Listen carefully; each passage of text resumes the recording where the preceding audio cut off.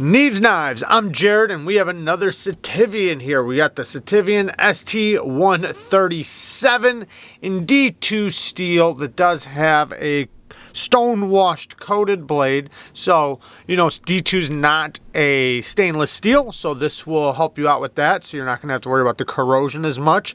Then we have some sort of like a burlap micarta. It almost has like a fish scale to it to some extent. And it is more of a greenish color, green and brown. Deep carry clip that is reversible, as you can see, and they give you the plate. The action is extremely, extremely good. A lot of these SITIVIENs, man, they come with very, very good action. The detent is solid. Solid. Very good detent. Access to the lock bar, nice and comfortable. Easy to disengage, and I love that the detent is nice and early. You never fumble around on the detent ball. It's easy to get past and very smooth. I actually had to tighten mine. I tightened it up as tight as it would possibly go, and this is where it's at.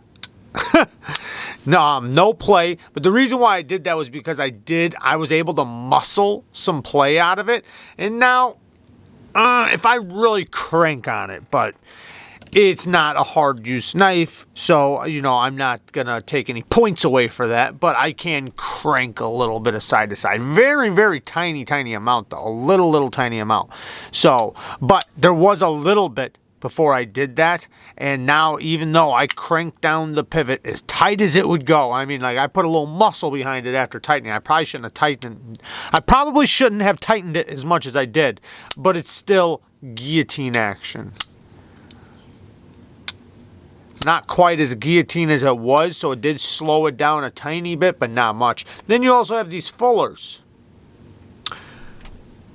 for the reverse flick or the thumb flick. Now, I do have one little complaint about those. We'll get into it here in a second. Big belly drop point blade, big old belly. So the utility cuts aren't going to be the best, but you can still do it, obviously. I'm not all the way up here, you know, I can still get them. You're going to mostly use that belly for cuts like that.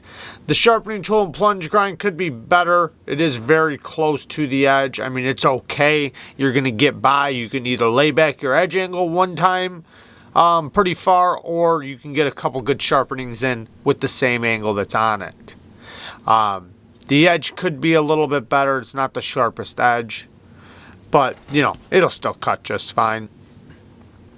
My standards of sharpness might be on an extreme level. You do see we have a lanyard hole back here, T6 hardware all the way around. I'll say this, it does look cool. It has a cool look to it. I don't mind the look. It does have a good look to it. The hole, or the fuller deployment, has kind of an angry or sad look to it. I don't know which way to see it.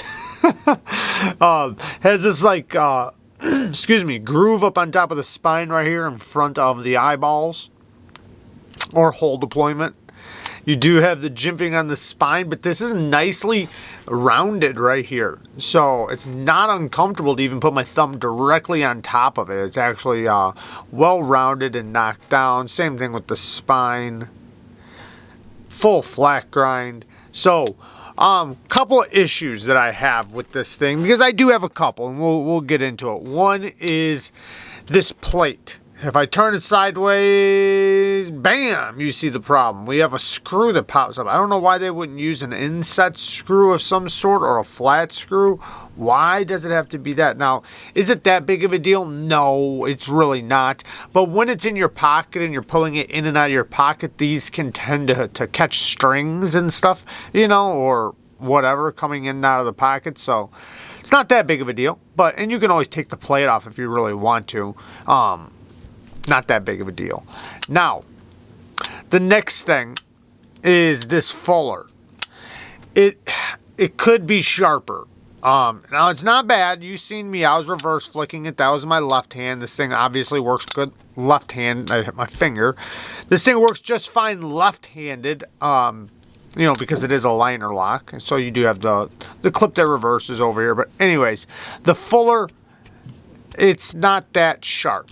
Now, yes, I can get it every time because I'm a G, but it's, if you look at it, you can see that it's made at an angle. So the chamfer around the edge is angled. It's not straight up and down, if that makes sense, if you can kind of tell. So here, let me grab something to point it out.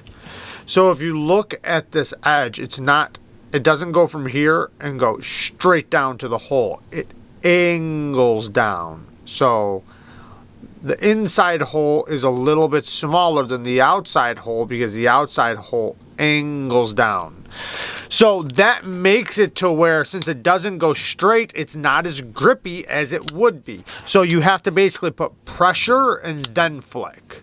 Same thing with the thumb. You can't just, grip it and flip it. You have to push it in there, let the hole kind of bite your skin, and then flick. So I would prefer that to just be a straight cut or all the way through hole with edges on it so that it's grippy. Now the flipper tab, it is a little pokey this way, but it prefers a light switch, so it's actually pretty comfortable as long as you light switch it. If you try to push button it, yeah, it's going to be pokey, but it prefers a light switch anyway, so it's not that big of a deal. I actually like this flipper tab, so I'm not complaining about it, so don't take this as a negative. I'm just saying. It's a great flipper. Great flipping action. Detent lash. No detent lash, but I can feel the ball like pulling out of the hole, but that's not detent lash. So no detent lash. Maybe a tiny bit. I don't know. Not bad at all. Now, these are extremely affordable. I do want to get more of their premium knives on the channel soon. I've gotten a lot of these extreme budget ones. I'd like to see, some of their models that they maybe put a little bit more effort into. These are great. I think they do a good job on them for the price. I think they're hard to beat for the price. I do think there's a couple companies that do, still outshine them or outbuild them a little bit, but they're still in the same ballpark with them. So the micarta could be better quality. I mean, it is very ugly micarta. I mean, yeah, it's not the best. I mean, there's so much micarta out here. This stuff just doesn't look like micarta to me. It looks weird. I don't even know what it is or what it would be called, but it's not the best looking stuff. I mean, it works just fine, and if you like the way it looks, I mean, it's grippy. It works good. It's nice and solid, nice and hard. I'm sure it's shock-proof to some extent. I'm sure it is very similar to micarta. Now the ergos, I didn't even talk about the ergos, did I? What a dummy.